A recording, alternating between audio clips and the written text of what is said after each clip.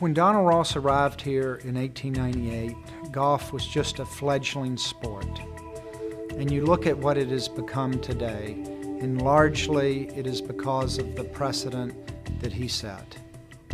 When Ross came to Pinehurst, he was hired as a professional, and the job at the time involved anything that needed to be done. So he was the club maker and sort of the manager and the designer of the golf course.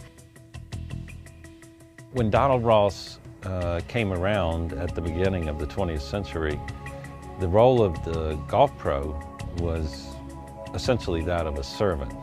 He was one of the guys that cleared the way to make it a more respectable profession. In the 1920s, he was probably the highest earning person in the golf industry. In the 1920s, he was making about $2,500 per design. Above perhaps any other architect ever, he was the most efficient and brilliant at taking all the palette of elements that we have available to us in architecture and rounding them to form in one whole and making it absolutely perfect. He just simply was better at nailing the details of holes than I think any other architect has lived. He was one of the most prolific golf course architects in the world. He designed over 400 golf courses where over 100 USGA championships have been played. He shaped the American landscape in many ways, and these landscapes, in so many cases, still exist intact in urban environments. Well, first of all, he was not only a designer, he was a great player. He had won many tournaments. He played in, I think, 5 or 6 U.S. Opens. He played in the Open Championship, the British Open. He actually finished tied for 10th in 1910 at St. Andrews. He shot 66 when he was in his 60s, you know, on number 3 course, which was a tough course at Pinehurst at the time. I think Donald Ross cared so much about the people that played his golf courses. He conceived a bunker style that was playable. It was really to make you think about how you would play each hole from a different angle every time. The thing that I've noticed with Ross golf courses is they tend to play tougher than they look. You see these little undulations there, or some of the great features in the greens, or maybe there's a cross bunker, or maybe there's a bunker that's you think is just short of the green, and then you realize what's 20 yards short of it. To me, the hallmark of a Ross course is he was as good as anybody ever has been at routing a golf course and getting the most out of a piece of property. Donald Ross was a master of making sure that you couldn't just fly it in there on the greens. You have to, a lot of times, bump it and let it run up so that you can keep it on the green. The greens are just, we're talking about works of art now. Being short of a green at a Ross course is always better than going long. If you go long on a Donald Ross course, you're always going to pay some type of penalty because it's a tough up and down.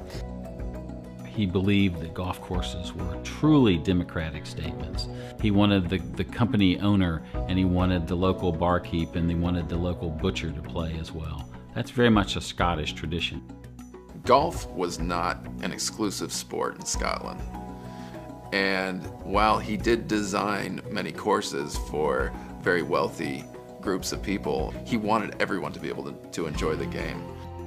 It suits his Scottish heritage so well that his most famous golf course, Pinehurst No. 2, is open to the public. He was not only an architect, he was actually living and working at the golf courses that he was at. And he was constantly tinkering with his golf courses, even redesigning them, probably pretty much till the day he died, especially Pinehurst No. 2. Pinehurst No. 2 is almost a century old now. With all the great courses he designed, you know, whether it's Seminole or Oak Hill or Oakland Hills or Wannamoisett, the list could go on and on and on. Pinehurst No. 2, I think he would probably say that was his masterpiece.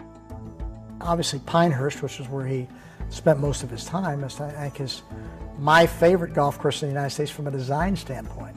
I've always enjoyed that. I love the greens, I love the approaches, I love the subtleties around the greens, the things you have here. I mean, Pinehurst is a golf course that's 100% tree line without a tree in play. Well, I think Donald Ross considered No. 2 a great test and a fair test of championship golf in the sense that he demanded good shots from all clubs in the bag. Herbert Warren Wynn called it the greatest chipping game golf course ever conceived, because what Ross did, he scooped out these little chipping areas to build his greens. He took that fill and then but they had a little upsweep at the far side. So if you missed it, the ball would go down, but at least stay contained to some degree within that chipping area. The thing is you don't want every pro to go up there with a putter and putt. You want them to think, hit a pitching wedge, hit a sand wedge, even hybrid or 5 or 3 wood.